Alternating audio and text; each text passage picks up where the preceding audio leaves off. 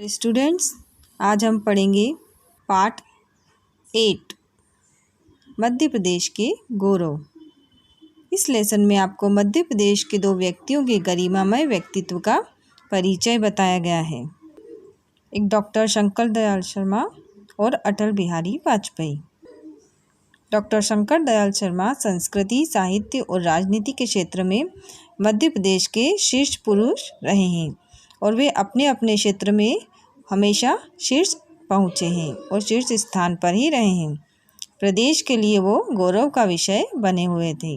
मध्यम वर्गीय परिवार से देश के राष्ट्रपति पद के सर्वोच्च शिखर पर पहुंचने वाले डॉक्टर शंकर दयाल शर्मा का नाम ही इन्हीं शीर्ष पुरुषों में लिया जाता है। डॉक्टर शंकर दयाल शर्मा का जन्म 19 अगस्त 1918 को हुआ था। उन्होंने अपने यशस्वी जीवन की जो शैक्षिक यात्रा में स्वयं को मेधावी छात्र के रूप में निरंतर ही प्रमाणित किया।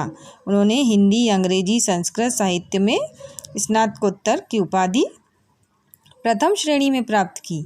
लखनऊ विश्वविद्यालय से LLM और कैम्ब्रिज विश्वविद्यालय से कानून में PhD की उपाधि प्राप्त करने के उपरांत अपने लखनऊ विश्वविद्यालय और कैम्ब्रिज विश्वविद्यालय लंदन में अध्यापन कार्य किया। काव्य, शास्त्रीय संगीत, साहित्य में उनकी रुचि तो थी, पर खेलकूद क्रीड़ाओं में भी उनकी गहरी दिलचस्पी थी। वे तैराकी में लखनऊ विश्वविद्यालय के चैंपियन थे। प्रतिष्ठित भारतीय हमारे चिंतन की मूलधारा, देशमणि इनके द्वारा लिखी गई पुस्तकें थी। इन्हें विभिन्न देशों द्वारा मानद उपाधियों से भी विभूषित किया गया। डॉक्टर शर्मा ने 7 नवंबर 1948 को सीहोर की एक विशाल जनसभा में विलीनीकरण आंदोलन के लिए जन आह्वान के साथ अपने सार्वजनिक जीवन का प्रारंभ किया। इस आंदोलन के सिलसिले में उन्हें जेल की यात्रा भी करनी पड़ी। आप 1952, 1957 एवं 1962 में मध्य प्रदेश विधानसभा के सदस्य भी निर्वाचित हुए। उन्होंने 1952 में तत्कालीन भोपाल राज्य के प्रथम मुख्यमंत्री के पद पर तथा उसके पश्चात मध्य प्रदेश राज्य के शिक्षा, विधि, लोक निर्माण और वाणिज्य मंत्री भी रहे। डॉक्टर शर्मा 1967 में मध्य प्रदेश कांग्रेस कमेटी के अध्यक्ष भी बने। फिर वो भोपाल से लोकसभा के सदस्य भी निर्वाचित हुए और 1972 में डॉक्टर शर्मा कोलकाता में हुए कांग्रेस अधिवेशन में कांग्रेस दल के राष्ट्रीय अध्यक्ष भी बने। 1974 में 1977 तक आप भारत का सरकार के संचार मंत्री भी रहे। आपने आंध्र प्रदेश, पंजाब और महाराष्ट्र के राज्यपाल पदों की गरिमा को भी बढ़ाया और 21 अगस्त 1987 को आप उपराष्ट्रपति के पद पर निर्विरोध निर्वाचित हुए। 25 जुलाई 1992 को आप देश के 90वें राष्ट्रपति के रूप में भारतीय गणतंत्र के सर्वोच्च पद पर आसीन हुए। डॉक्टर शर्मा देश के स्वाधीनता संग्राम के अग्रणी योद्धा और साक्षी भी रहे। आपने अपने राजनीतिक जीवन में भारत के महान व्यक्तियों की गौरवशाली परंपरा को सार्थक बनाया। आप जिन सार्वजनिक पदों पर आसीन हुए उसमें अपने आध्यात्मिक और लौकिक मूल्यों का साहसिक संतुलन बनाए रखा। डॉक्टर शर्मा ने जब भी जहाँ भी राजनीतिक में नैतिक मूल्यों का शरण होते देखा वहाँ अपना विवेकपूर्ण हस्तक्षेप अवश्य दिखाया। आपने अवमूल्यित राजनीति के संदर्भ में सदैव वैचारिक जिज्ञासा, सांस्कृतिक आत्मविश्वास तथा सृजनात्मक विमर्श के प्रतिमानों को अनेक मंचों से अभिव्यक्त प्रदान की। देश के सर्वोच्च पदों पर रहने के बाद भी डॉक्टर शर्मा ने किसी प्रकार का कोई घमंड नहीं किया। यह उनकी महानता कही जाएगी कि डॉक्टर शर्मा बहुत महान थे और ईश्वर के प्रति दृढ़ आस्था और जन जन के प्रति प्रेम उनमें कूट कूट कर भरा हुआ था। प्रातः 9 बजे से अपराह्न 1:30 बजे तक प्रतिदिन वे जन सामान्य से मिलते थे। यह मिलन इतना आत्मीय होता था कि मानो वे उनके परिवार के सदस्य हों। भारतीय लोकतंत्र के इतिहास में इसे एक विरल संयोग ही माना जाएगा कि एक ही समय में मध्य प्रदेश की विभूतियों ने राष्ट्रपति और प्रधानमंत्री पद को गौरवान्वित किया। प्रधानमंत्री पद को सुशोभित करने वाले मध्य प्रदेश के दूसरे गौरव हैं अटल बिहारी वाजपेयी। महात्मा गांधी के अंग्रेजों भारत छोड़ो आंदोलन में किशोरावस्था में भाग लेकर 24 दिनों की जेल यात्रा करने वाले अटल बिहारी वाजपेयी का जन्म ग्वालियर जिले की एक साधारण सी जगह शिंदे में 25 दिसंबर 1925 को हुआ।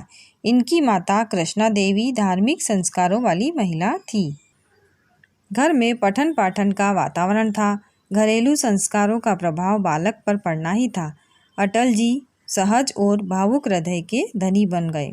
गरीब बच्चों को पढ़ाना, उनके लिए पुस्तकें एकत्रित करना, उनकी सहायता करना उनका सदा प्राथमिक प्रयत्न रहा। गरीबों की यथासंभव मदद वे छात्र जीवन से ही करते रहे। उनके पिता श्री कृष्ण बिहारी वाजपेयी अध्यापक एवं कवि थे। अपने पिता की रचनाएं पढ़ते पढ़ते अटल जी तुकबंदी करने लग गए और उनकी रचनाओं की प्रशंसा होने लगी तो हिंदी साहित्य सभा की गोष्ठियों को जानने लगे। उन दिनों धनाक्षरी और सवैया छंद विशेष पसंद किए जाते थे। अटल जी ने ब्रज भाषा में भी रचनाएं की। भारतीय जनसंघ की स्थापना में उन्होंने महत्वपूर्ण योगदान दिया। 1968 से 1973 तक वे उसके राष्ट्रीय अध्यक्ष भी रहे। भारतीय जनता पार्टी की स्थापना में भी उन्होंने सक्रिय भूमिका निभाई। पंडित दीनदयाल उपाध्याय के निर्देश पर वे कानपुर गए और राष्ट्र धर्म के प्रथम संपादक के रूप में कार्यभार संभाला। पत्रकारिता जगत में उन्होंने अपनी अलग पहचान ही बना ली। उन्होंने स्वदेश, पांजन्य और वीर अर्जुन जैसे पत्रों का संपादन किया। राजनीति में उनकी रुचि स्वाभाविक ही थी। 1957 में वे बलरामपुर उत्तर प्रदेश से लोकसभा के सदस्य के रूप में चुने गए। इसके बाद वे निरंतर राजनीति में सक्रिय होते गए। 1996 में वह प्रधानमंत्री बने। विपरीत परिस्थितियों के चलते उन्होंने स्वयं 31 मई 1996 को त्यागपत्र दे दिया। फिर 1998 में वे पुनः प्रधानमंत्री चुने गए। उनकी सरकार 13 माह तक चली। 13 अक्टूबर 1999 में एक बार फिर प्रधानमंत्री का पदभार संभाला। उनके कार्यों की सराहना होती गई। अटल जी के विशिष्ट कार्यों को दृष्टिगत रखते हुए उन्हें पद्म भूषण की उपाधि से भी अलंकृत किया गया। उत्तर प्रदेश हिंदी संस्थान लखनऊ ने उन्हें हिंदी गौरव विभूति से भी सम्मानित किया। मेरी 51 कविताएं, कैदी कबीराय की कुंडलियाँ, न दैन्य न पलायनम, मेरी संसदीय यात्रा आदि उनकी प्रमुख रचनाएं हैं।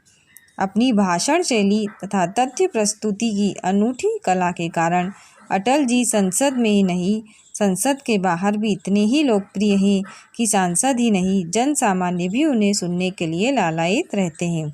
उनके भाषण काव्यमय, साहित्यिक और प्रेरक होते हैं। वे समयानुकूल श्रोताओं और सभाओं में भाव जगाने में भी समर्थ होते हैं।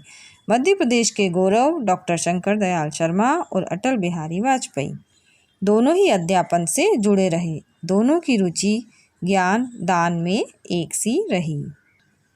आज हमने इस पाठ के माध्यम से मध्य प्रदेश के दो गौरव के व्यक्तित्व के बारे में जाना और सीखा।